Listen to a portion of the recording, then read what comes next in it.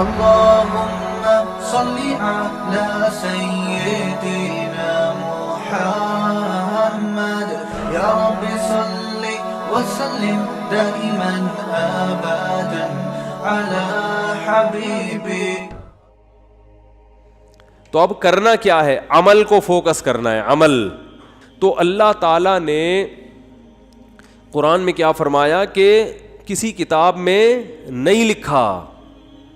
ہاں تو اب مسئلہ یہ ہے کہ جس خوشی میں انسان ہوتا ہے اس میں اللہ کو بھول جاتا ہے وہ. تو اسی خوشی میں اللہ کو یاد رکھنا ہے. اس کا فائدہ یہ ہوگا کہ جب کوئی ٹینشن کا معاملہ آئے گا تو پھر اللہ آپ کو یاد رکھے گا. کیسے یاد رکھے گا؟ یا تو وہ ٹینشن دور کر دے گا یا اس ٹینشن میں اللہ آپ کو صبر کی توفیق دے گا, حوصلہ دے دے گا اللہ آپ کو.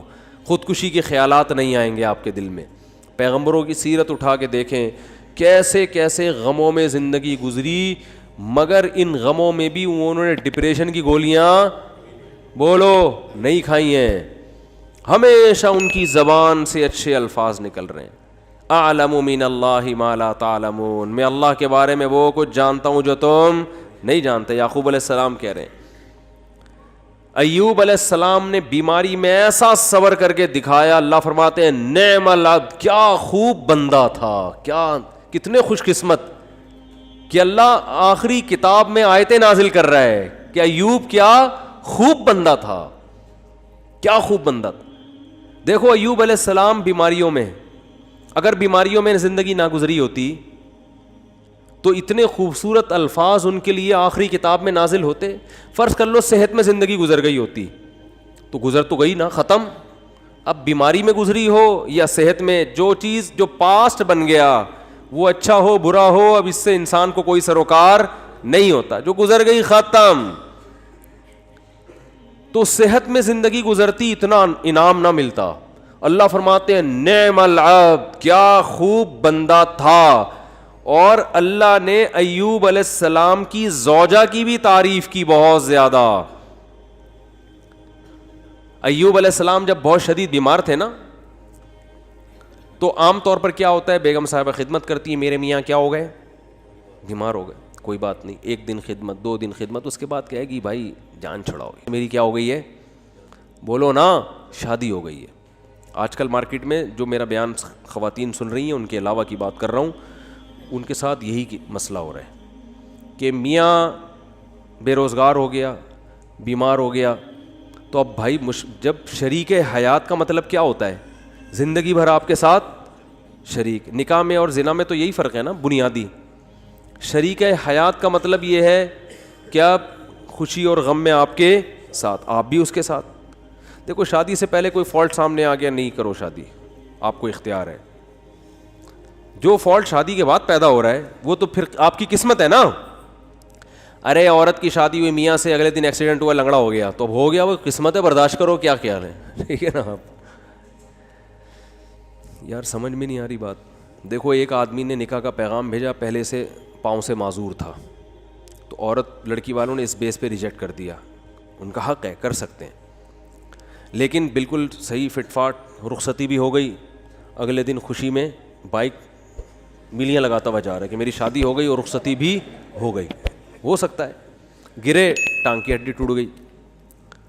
اب یہ تھوڑی کہ عورت کھلا لے کے بھاگ جائے کہ میری تو لنگڑے سے شادی ہوئی ہے. شادی ہو کے لنگڑا ہوا ہے, لنگڑے سے شادی نہیں ہوئی.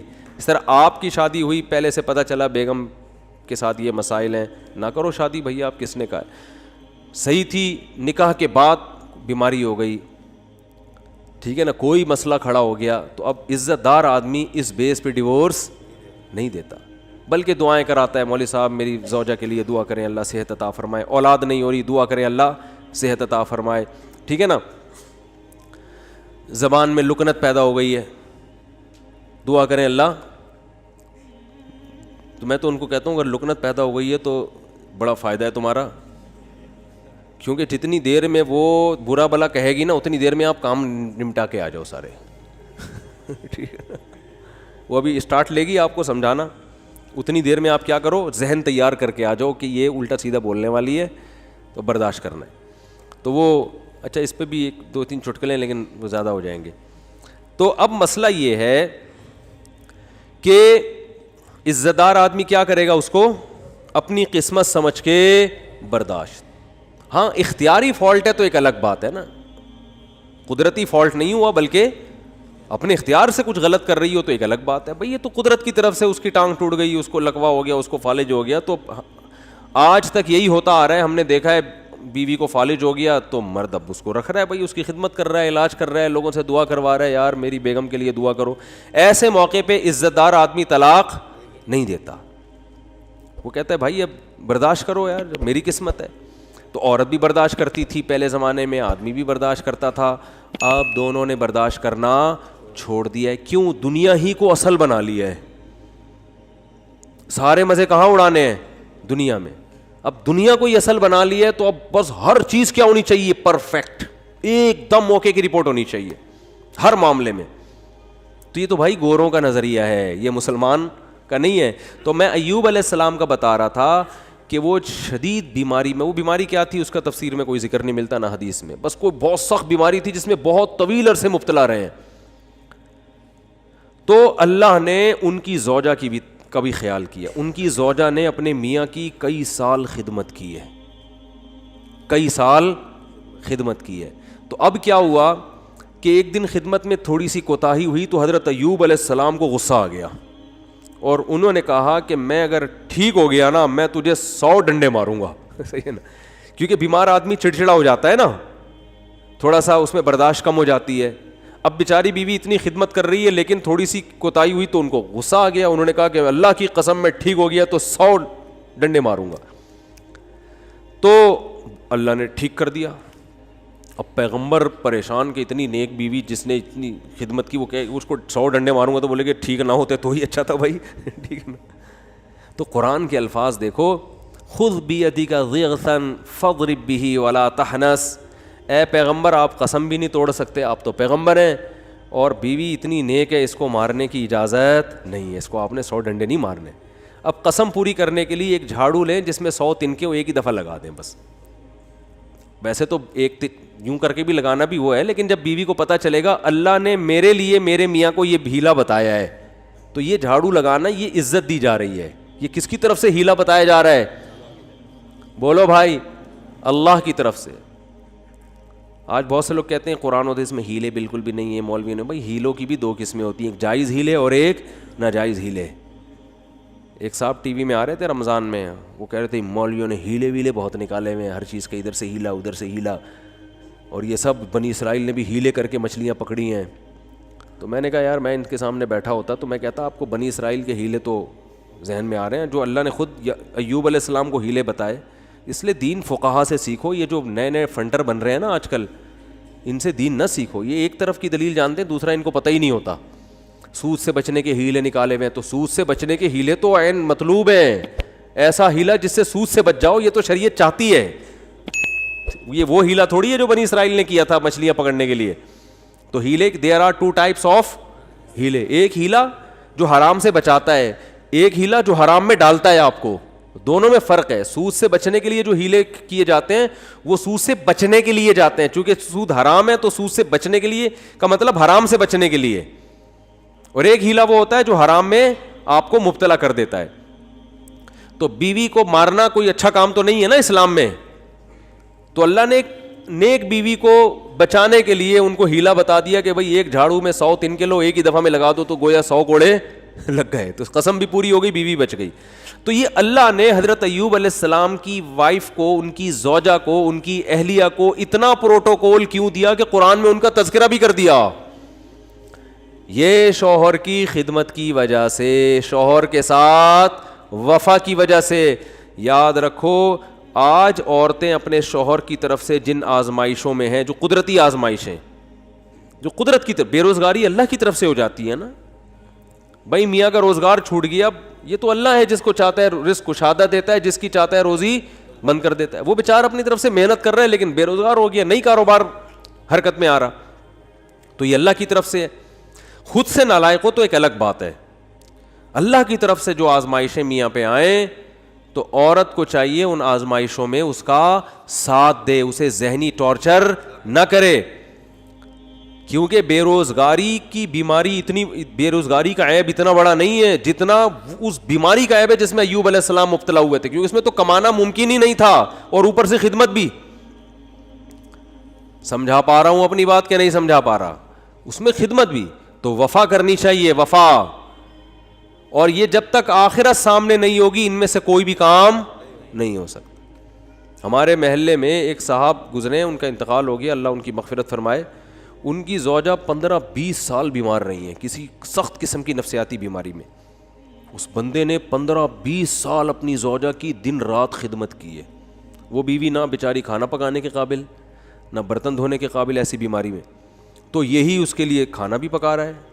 اتنے پیسے نہیں ہوں گے کہ ملازم رکھو، یہی اس کے لیے بولو ساری خدمتیں کر رہا ہے.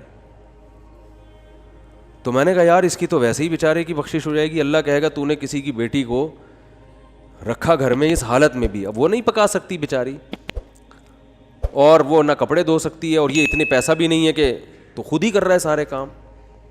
تو یہ کوئی عیب کی بات بولو بھائی نہیں ہے. اپنی بیٹیوں کو سوچا کرو نا، آپ کی بیٹی کے مسائل ہو جائیں تو آپ چاہتے ہو یار سسرال والے برداشت کریں تو دوسروں کو بھی برداشت. ہاں جان بوجھ کر کوئی فالٹ ہے نا تو پھر میاں میں ہو تو ہم عورت کو مشورہ دیتے ہیں اس فالٹ کو صحیح کرو ورنہ پتلی گلی سے نکلو، ٹھیک ہے نا. کہ 10-20 سال اس فالٹ کو بہت خطرناک قسم کا اگر فالٹ ہے تو وہ ایک الگ بات ہے. تو اللہ تعالیٰ نے قرآن مجید میں، اچھا بھائی بیان کے دوران خواتین باتیں کر رہی ہوتی ہیں، بالکل بھی مناسب نہیں ہے. کئی دفعہ شکایتیں آئی ہیں، بیان سننا چاہیے شوق سے. 2 خاتون جو تھیں 20 سال قید ہوئی ان کو ایک ہی وارڈ میں، 20 سال تک وہ باتیں کرتی رہیں. جب نکلی ہیں نا، جس دن رہائی ہوئی تو کہیں بہن کچھ باتیں رہ گئی ہیں، انشاءاللہ اگلے ہفتے ہماری ملاقات ہوگی تو اس کو کمپلیٹ کریں. تو یہاں جو خواتین آتی ہیں بھائی بیان کو فوکس کریں نا، آپ کے فائدے کی باتیں ہو رہی ہیں تو آپ کے دل میں میاؤں کی محبت ڈالی جا رہی ہے ٹھیک ہے. تو اللہ نے کیا فرمایا کہ جس کنڈیشن میں آج ہو ضروری نہیں کہ کل بھی اسی کنڈیشن میں ہوگے، لہذا کیا کرنا ہے، اعمال کو فوکس کرنا ہے. اس عمل کا فائدہ کیا ہوگا کہ اللہ نہ کرے کل ٹینشن آئی بھی تو اس ٹینشن کو برداشت کرنا کیا ہو جائے گا، آسان. میں جمعے کی خطبے میں یہ حدیث اکثر پڑھتا ہوں. حضرت عبداللہ ابن عباس بالکل نو عمر تھے، آپ صلی اللہ علیہ وسلم کے ساتھ سواری میں پیچھے بیٹھے تو آپ صلی اللہ علیہ وسلم فرمائے یا غلام، اے نوجوان، اے لڑکے، میں تجھے نصیحت کرتا ہوں، احفظ اللہ یحفظک، اللہ کے دین کی حفاظت کر، یعنی اللہ کے احکام کو پورا کر، اللہ تیری حفاظت کرے گا. احفظ اللہ یحفظک، احفظ اللہ تجدہ تجاہک. جب کوئی یعنی شریعت کا حکم آئے نا تو اس میں اللہ کے حکم کو مقدم کرو، تو جب کوئی مصیبت آئے گی تم اللہ کو اپنے سامنے پاؤ گے. اللہ یا تو وہ کام پورا کر دے گا یا اللہ آپ کو تسلی دے دے گا کہ بھائی میں ہوں تمہارے ساتھ، اس ٹینشن کو برداشت کرو، یہ ہمیشہ کے لیے نہیں ہے. اس پہ اللہ تمہیں بہت نوازے گا، جب تھپکی ملے گی، تسلیاں ملیں گی. مفتی طارق مسعود صاحب کے بیانات سننے کے لیے youtube.com/مفتی طارق مسعود کو سبسکرائب کریں، اور اگر آپ لائیو ویڈیو کو کبھی بھی مس نہیں کرنا چاہتے ہیں تو سبسکرائب کرنے کے بعد بیل آئیکن پہ کلک کرنا مت بھولیں. جزاک اللہ.